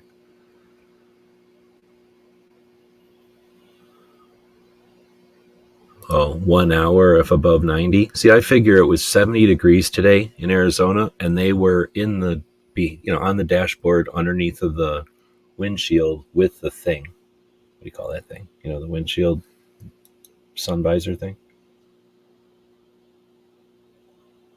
DJ saying there's some kind of test, a float test. That's to test if they're cooked or not. So then the other question is, are they good for the dogs? Because dogs can handle anything, right? They already ate one, but he did pee. Yes, sir, he ate it. I think it's unrelated, but he did immediately pee after eating the egg. But I think it's just because he's not used to eating a whole giant egg. I cracked the egg. He didn't eat the egg whole, for anybody that's concerned. He ate just the insides of the egg. All right, so we're getting into some tech here. Super pissed about radio stuff. Radio is a big scam, first off. You turn on a radio, and guess what? Who can tell where you are at? And everybody, like anybody who wants to, can know where you are at as soon as you turn on your radio. So radio in SHTF is DUMB. Listen to radios all you want. That's called a scanner. But as soon as you start talking on a radio, you might as well just get a loudspeaker and a big strobe light and go, here's where I am. So radios are a giant scam. They want to sell them to you because you can buy them for $30 and they can sell them to you for $50. Or they could probably buy them for $15 at this point, sell them to you for $35. Make a fortune, laugh all the way to the bank because you're going to buy another one next week. Radios are a massive scam. Nobody will tell you that. But here's an alternative. Oh, I want to be able to talk to people. Who doesn't want to be able to talk to people? So you can get essentially the same carriers that are using radio remote controls and or the same frequencies that are doing remote controls, very low end stuff. The garage door openers, little stuff around the house type of things. You can use those frequencies, which are impossible to detect. You turn on a radio and you're the only thing on that band with a big ass beacon sending out 5 watts. So you're essentially going, again, with a big strobe light and a big loudspeaker. Here I am. You're the only person in the neighborhood. Everything's quiet and you're yelling, here I am. But you could whisper over here and with 100 other people whispering, and nobody'd be able to sniff that even if they tried to sniff it, because they'd be getting every single, remote control this or remote controlled doorknob or whatever, or door lock.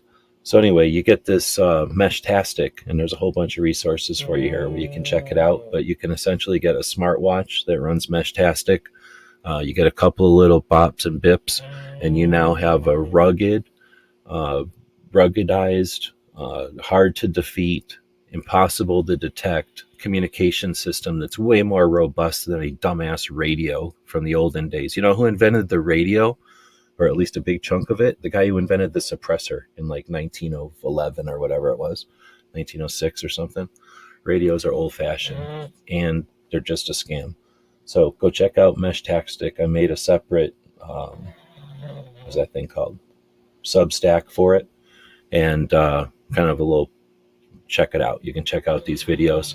They're all a little bit different style. You got to be careful because they're all radio people and they're all kind of nerdy, but you'll get the gist of it. And if you're at all concerned about being able to talk to your neighbors, your nearby family, somebody who might be at work and they're not that far away, or even if they are kind of far away, it's a very economical way to make your own, untied to any infrastructure, way to use your smartphones, and a couple of dollars, maybe even less than $100 worth of tech. That's very hardened tech that's untraceable. So you can make your own communication systems, and you don't have to rely on some dumbass repeaters or some kind of dumbass radio thing and blah, blah, blah. That essentially is just somebody ripping you off. So go check it out if you want, or the lecture's over. You don't have to listen to any of this if you want. I just get sick of listening to people. And you're going to hear about gas masks, and you're going to hear about everything else because there's the people that like to sell you this stuff. All right. Again, Spiritus Systems posted this thing about low-tech signaling. Really cool. I didn't remember to do it, so I'm going to pop it into its own window. If you've never thought about it before, there's all kinds of ways from SOS when you to... have these woke revolutions, it what's it requires all of us at some point. How do you get that to shut up? From Morse code to semaphore, right? All these different signaling techniques. If you were in Scouts or depending on your MOS, this is stuff that you just learned at some point, and you don't have to memorize it. The point isn't to memorize it. The point is to be aware of it and to be familiar with it, but to understand that you can default to it. But there's all kinds of tapping codes and things. So this is an Army manual that they link to. That Army manuals are written at 6th grade level, so pretty much they can be understood by hopefully everybody. But everything from the hand signals to, in this case, beyond the semaphore and stuff, you get these panels. So essentially a orange fabric, blaze orange panel that's used for indicating to helicopters, what to do or what's going on in the ground. So some of that kind of stuff. And then there's ways you can fold the panel, and you can take this information. And again, if you're trying to come up with systems to be able to communicate with your people, whatever your people are, right, then understand these things. And seriously, the government spends a bunch of money to teach insurgents how to do stuff, or teach people who are trying to defend their homeland or something how to do stuff. We're allowed to look at that. You're allowed to look at those manuals and learn from them. It's actually, like I say, 6th grade level usually, or less. We're going to jump over to guncalendars.com and take a look at what's happening over there. One of the things that our Patreons and the people that do Super Chats, like Ron Wayne did earlier, and you're welcome to be part of this too. Like I mentioned, we have a bunch of servers, and that is for these websites. Wow, there's been a lot of comments. It took me forever to go find the Super Chat again. But we are having a battle of the Super Chats tonight. Ron Wayne is winning because nobody else is even playing.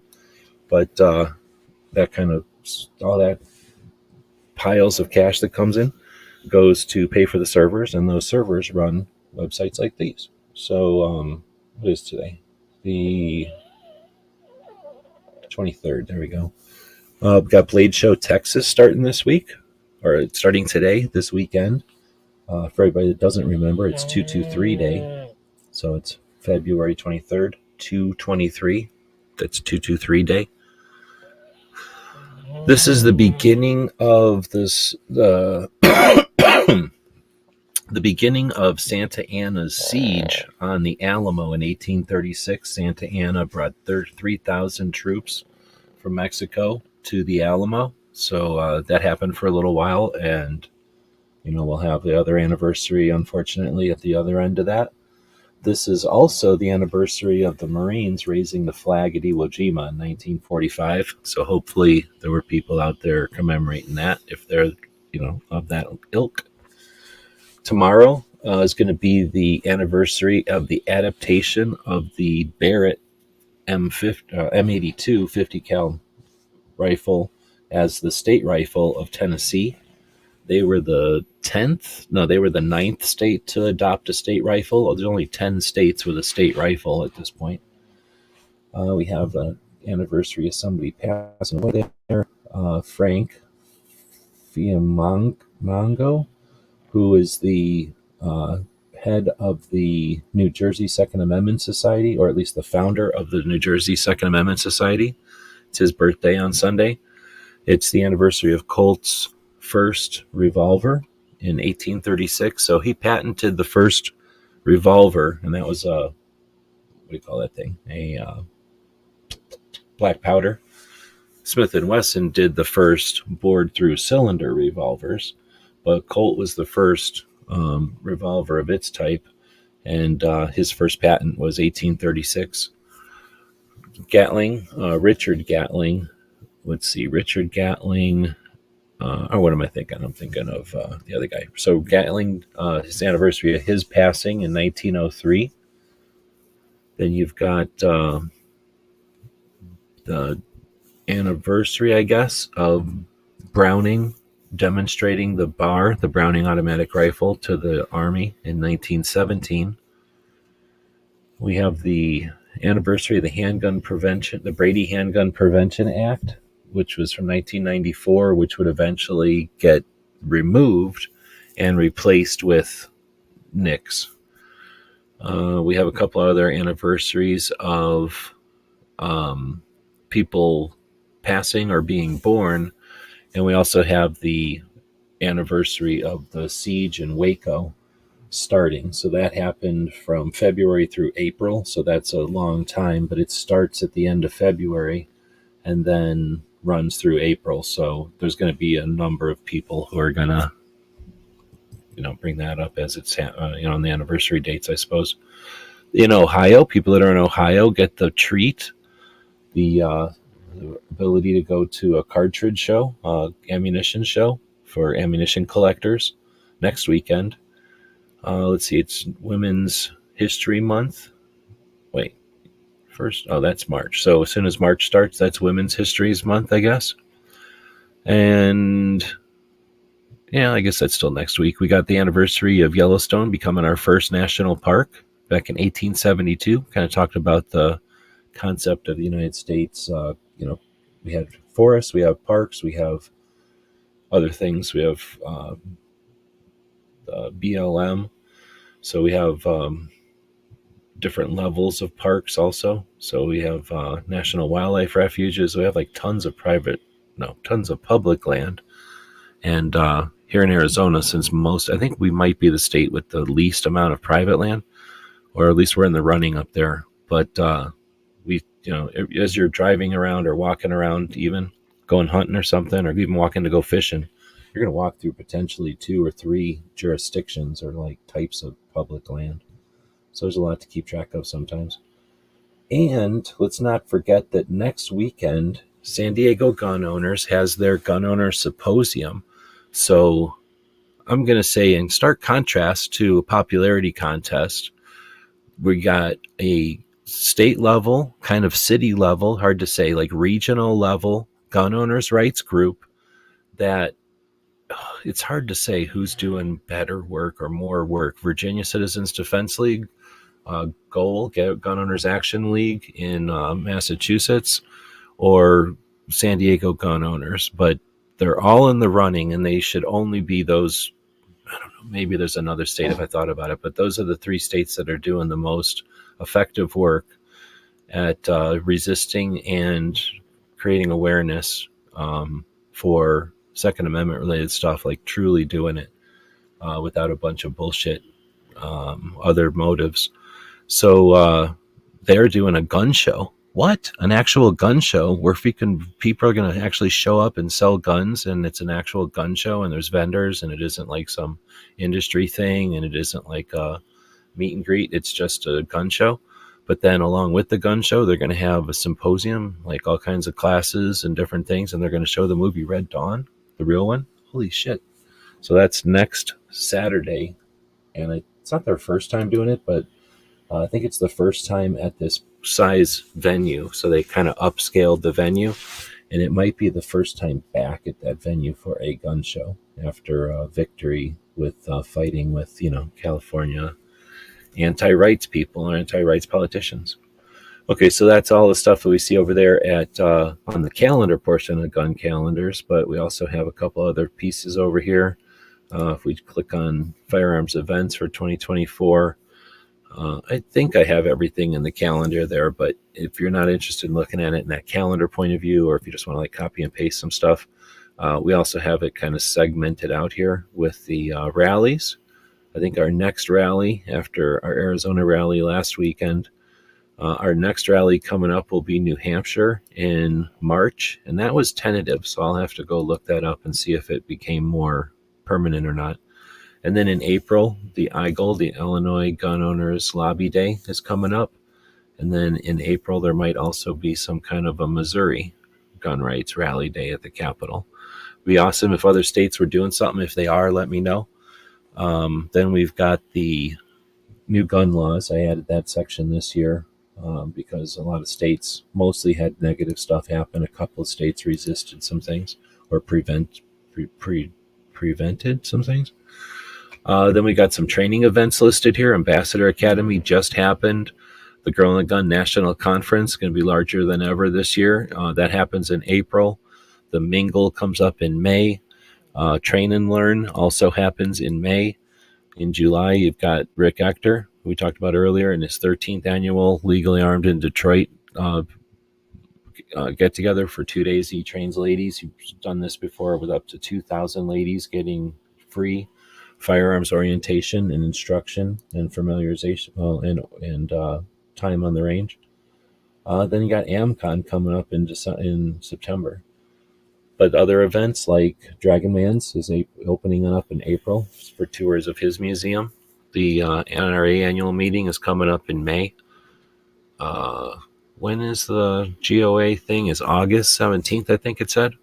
But the NAGA convention is coming up in Dallas in July. The Gun Rights Policy Conference is scheduled for September. And Gun Prom, which is also San Diego Gun Owners, is coming up in October. There's some other stuff to list here. We've got a bunch of shooting events like Thunder on the Prairie, which is coming up. But I think the most imminent things are coming up in March. So that would be the machine gun shoot here in Arizona, and probably another hunting thing. Or if there is anything else, it would be a hunting thing that I don't have off the top of my head.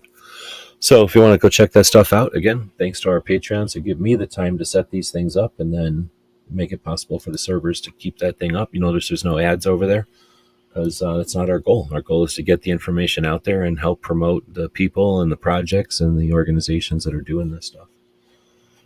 We've got military interviews coming up next, but I got to drink some coffee. Tonight I'm trying a Breva, I think that's what it's called, where you take heavy cream and coffee and mix it together. And that's very cold. So I'll drink the hotter coffee out of here. Well, Ron Wayne is definitely gonna, well, I'm not gonna say definitely, but it's definitely looking like Ron Wayne is gonna walk home with all these patches. Thank you very much. And I don't want to leave you hanging, so we're going to throw an extra handful in there, no matter what, because you participated and everybody else who claims to be capitalist is not participating. So we're going to talk about, I guess I'll hide that comment. We'll talk about some of the military interviews that happen. I talk about these every week. One, because they're epic, and two, they're valuable. They're super valuable. You may not be interested in the military side of it. You don't have to be. But these are mostly conversations, depending on who's doing the conversation, about their origin stories, like what gave them the motivation to do what they did, their kind of process, how they got there. And everybody's a little bit different, and everybody's different, period. That's just the diversity there should be obvious. Then they all had some adventures, and because these are military people interviewing military people, there is definitely that aspect of it where they talk about the actual events that happened in their military careers. But again, most of the conversations, or at least half of these conversations, are about their time in and then their transition afterwards. And we talk about suicide being an important part of the right to own firearms in the conversations in 2024. Who do you fucking think are doing the suicides? Fucking done, right? Am I done? Like, this is what we're talking about. So listening to people who are the most at risk, the people that are having to deal with the issue more than anyone else, because it's their brothers and sisters that are dealing with the situations, listening to their transition stories is remarkable. It is some of the most inspiring shit, some of the most depressing shit, some of the most interesting shit, and it's all real. So it's no scripted bullshit. It's no produced, like, let's say it this way so that we can get to sell some new thing. Like, this is legit shit. And this is stuff that back in, I don't know, people don't realize this or take it for granted probably. But, when Vietnam happened, do you remember what happened when people came home from Vietnam? Do you remember what happened when people came home from Korea? It's a whole different. The forgotten war, they say that because of what happened when the dudes came home from Vietnam or from Korea. We are not good at everything, but we do grow as a society and as a country. We have taken this to a whole nother level with the transition of veterans coming out. Now, there's some gaps here. It would be great to hear some conversations with people who aren't tip of the spear. Almost all these conversations are people that are tip of the spear or immediate support for tip of the spear. Some incredible, interesting shit. It would be much more interesting to hear or it would be just as interesting to hear the conversations with the people who take the actual brunt of the load, which is every fucking buddy else. Massive numbers of stories there. Sure, there's a ton of boring shit. There's some boring shit, but I'll tell you what, if you don't think that a big chunk of what you volunteer for in the military is to be bored off your fucking ass so that a million other things can happen, then that's what it's all about. Is, the pyramid is a bunch of people standing there in the middle that always get overlooked. And then the stuff on the outside that people pay attention to happens, right? So these conversations are awesome. Now, that being said, this is an excellent set this week. So this is a dude that grew up in Spain. This is Team House. Team House is a Ranger and a Green Beret that interview people live. Everybody else is recorded, but kind of edited a little bit once in a while. They almost all edit to some extent, because if they start talking about something and they get a little bit too comfortable, they might say somebody's name, or they might say something that'll get them in trouble because they're not supposed to talk about everything. So sometimes they'll edit out somebody's name or something like that, but rarely are they editing much else.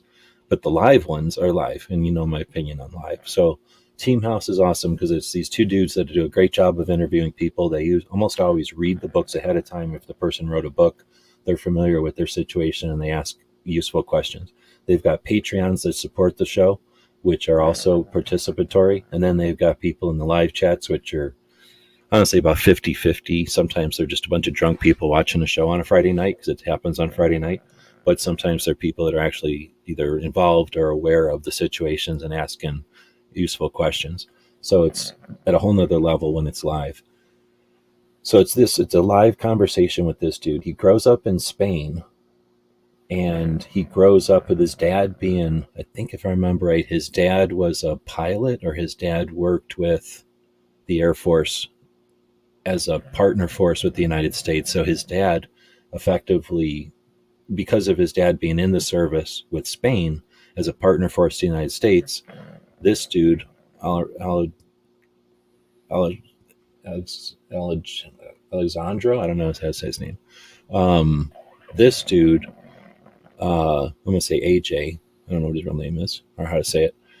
He grows up in military bases, U.S. military bases. He ends up going to different countries with his dad. So he ends up going to high school, I think, or at least, the developmental part of school, playing football with U.S. kids in Germany or someplace. So going around Europe and playing our kind of football against other European kids. So he grew up essentially an American, but from Spain. But he's an American because he was born on a base or something. So he's an American, and he's got this Spanish, whatever, origin. Then comes the United States, and long story short, eventually becomes a Ranger. And he's such a cool story. Then he goes into the NFL, just the football sports, and becomes a pro football sports. And then he comes out of that and does some other stuff. He does other things. So super, super cool conversation with this guy, and a really neat story. Then we've got Mike Drop, which is a SEAL, who's a dog handler, talking to another SEAL. It was okay. SEALs talking to SEALs. They talk about the water or whatever they do. And then Combat Story is the guy who's the Apache pilot, and then a CIA guy gets out, starts interviewing people. He's interviewing two different SEALs. So we've had, I don't know if it's two-parters, but it's certainly a conversation with this guy and a conversation with this guy, and then a conversation with them together. And it's interesting. They're SEALs, talking about their adventures and their time in, but having them have full conversations with each of them, and then having them a full conversation together, I'm going to call it epic, because it's just, even though they didn't necessarily do the amazing, the most amazing things or singular things, they did a lot of things. Just the way that it was approached and having the in-depth conversations about it, and then the chance to have the two together after was pretty neat, pretty interesting concept. I don't know if I'd want to do that all the time, but I'd certainly like to see that applied to more situations where people kind of where their people's stories intertwined. Anyway, so then hopefully I didn't chat those up too much, but I don't think I do. I really, really do enjoy these things. I look forward to them each week. Let's see. combat story. This guy comes out on Saturday morning, so he'll be out tomorrow morning. Team House comes out right before Gizzard, so that's usually live right up until Gizzard starts. Sometimes it corks Gizzard a little bit, depending if they go long. Mic drop happens sometime during the week, like on a Tuesday or Wednesday or sometime. I'll just be minding my business, and there's a new one of those. So these kind of stagger out a little bit over the week. And then if I miss one, I've always got one to check out. If you mix in Ed's Manifesto in there and a couple of the others, then you can almost listen to one of these conversations each day, especially if you spread out to Sean Ryan or some of the other ones that are happening out there. I mean, there's certainly other military interview shows. I just really like the style of these shows and the people that they pick as guests. All right, well, I guess that's about it. We did a live quiz on, I don't remember, last week, Sunday maybe? And then we had our 75 questions for content creators. Hopefully that one was useful. We got some good feedback on it. So we'll continue to offer content coaching on Tuesday mornings. That's something that, again, I think is useful as we get into 2024. There's going to be a lot of the old, what do you call them, cicadas. There's people that come out every 4 years when it's election time. It's going to be that time of year where we're going to start to see, hey, remember me? It's been a while, but I finally got my blah, blah, blah together, and I'm back for this thing. It's going to be a lot of that this year, and they'll be gone again after the election money funding runs out. But this is the most effective time to have people's in the game. There's a lot of people going to be having discussions, a lot of people out there looking to do research and to search things and be looking stuff up on search engines. And the more people that are out here participating on the internet will create more stuff to be found. All right. Well, with that, I guess we'll say congratulations to Ron Wayne for participating in the very capitalist super chat adventure. I'll try one of these during the day, and they seem to have more effect, I guess, when people are awake. People at night, they don't want to participate in the super chat thing. Let's see. We'll go backwards in the comments here.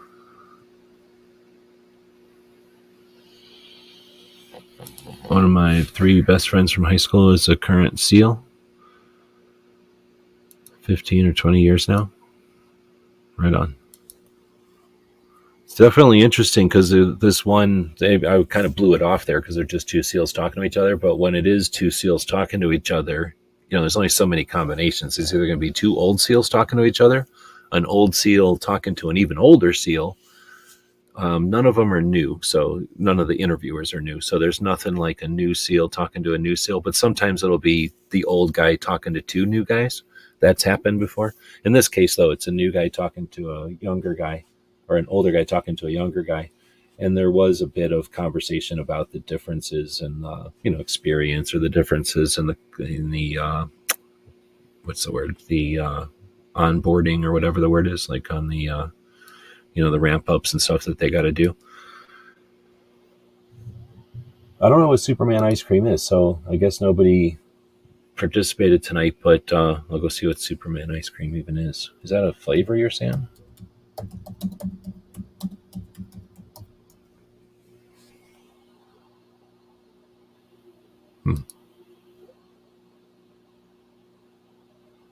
So it's ice cream that's these. Is it sherbet? If that was sherbet, I'd be eating the heck out of it. Not with sprinkles, though. Superman ice cream, 4 ingredients and no ice cream maker. Oh, wait a minute. What is this then? This is something else besides regular ice cream?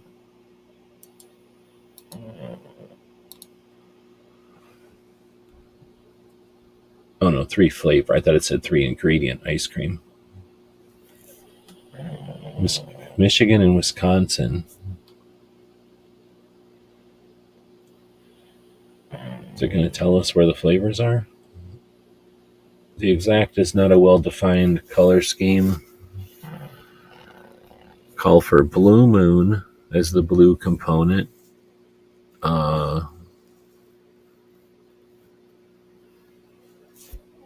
Are they going to tell us what the flavors are? Oh, here they are. So Blue Moon, Red Pop, and Vanilla. That would be disappointing if the yellow was vanilla flavor. Banana, strawberry, and blueberry sounds pretty good. I mean, I don't want it that personally, but at least that sounds normal. Raspberry, cherry, and vanilla. I don't want to see why this is the yellow vanilla. That makes no sense. It should either be banana or lemon. Raspberry, bubblegum, and lemon sounds gross. I don't know what Blue Moon is, but cherry and lemon sounds pretty good.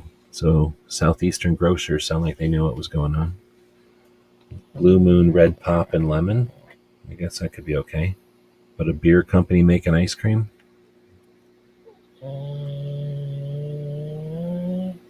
I saw Blue Moon at the store recently. Blueberry, maybe? Oh, no. Blue Mint? You could make Blue Mint. It's the wrong color for mint, but I don't know what Blue Moon is. It probably says up here what it is. But no, I had no idea. I didn't know that was a thing. I don't know if when I'm eating ice cream next, but if I ever see it, I might eat it just to check it out. I like sherbet. I don't know if I've ever eaten like lemon ice cream before. Have I ever eaten blueberry ice cream? Well, what is that Italian sherbet, like gelato? If it wasn't $1 million, you could make that out of gelato, and I'd eat that because that would taste fruity or whatever. Anyway, so that was Runway winning the super chat off. The super chat off is what we're going to call it, maybe? I don't know. With that, thank everybody for joining us. And, oh man, 2 hours. I guess my 1 hour so I can get some work done didn't work. No, completely didn't work. It's tomorrow already. So, anyway, hopefully the show was decent for everybody. Give us some feedback. And most of the people that listen to this are typically listen to it as a podcast. So whenever you're downloading it or you're on that system, I know that half the time you don't even have to go to that system. But when you do, the people that take the time to give us that thumb up or click to whatever it is, indicator for the logarithms, it's much appreciated since no one really does it. Let's see. Although saying, believe it or not, fans often cite Fruit Loops as the cereal as one of the main notes in Blue Moon flavor profile. Other guesses included vanilla with a hint of citrus, amaretto, lemon, and cotton candy. Like, is that a bunch of ores or all together? But yeah, I was going to say Blue Moon. I could see that being like a Fruit Loop, like I don't want to call it like a melon, but just like a sugary flavor, like a milk sugary flavor. I don't know. Moon, I guess maybe I was thinking mook or milk because of the moon part of it.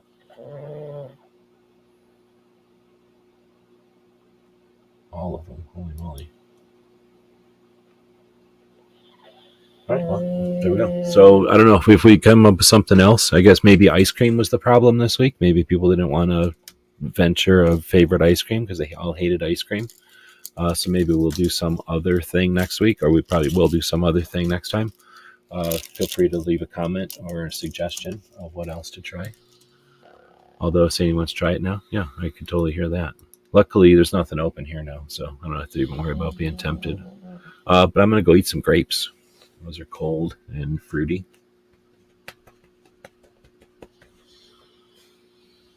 I'll get rid of that. We'll throw this guy back up here. We'll go through those patches again. Thanks to Ron. Like I say, I've already got, I think I already sent you a couple of these, so I'll just grab another handful out of the bag. And stay tuned for, dang, what is next? If Tony's around tomorrow, I'll try to do something with Tony tomorrow. But he's been pretty busy. He might want to just take a weekend to not do anything. But we'll see. Woods has a good point. If you don't have chocolate, are you really ice creaming? That's what I was going to say. Is if you're going to make it all tutti fruity, I mean, I don't know if I need the ice cream for that. It can be sherbet or whatever. And then, you know, I don't think there's any chocolate necessary there.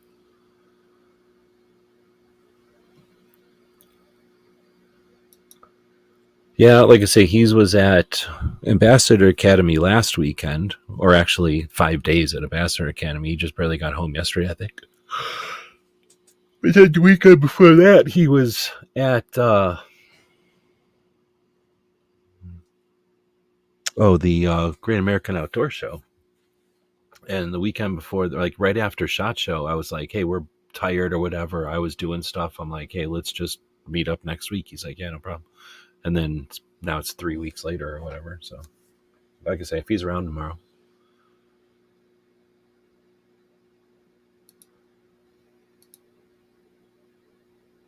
It wasn't a real crazy taste.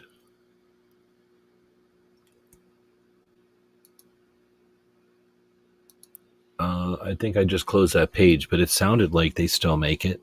It sounds like it's just regional, like it's a flavor from Michigan and Minnesota, Minnesota and Michigan, or was it Wisconsin and Michigan? Wisconsin and Michigan touch. You know, there's a whole thing about how the upper peninsula of Wisconsin was stolen by Michigan. So there's a whole different, like, they're intertwined. Those two states are intimately intertwined. Oh, you know who to ask is Clover. Doesn't his kid own an ice cream factory? I'm pretty sure that's how it is. His kid owns an ice cream factory.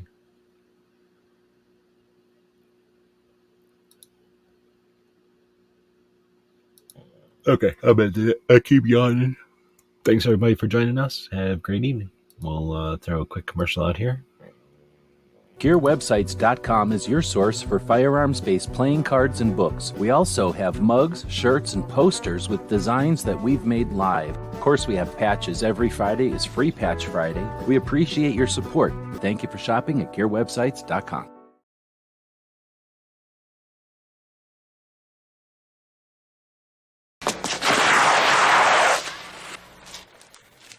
Shit.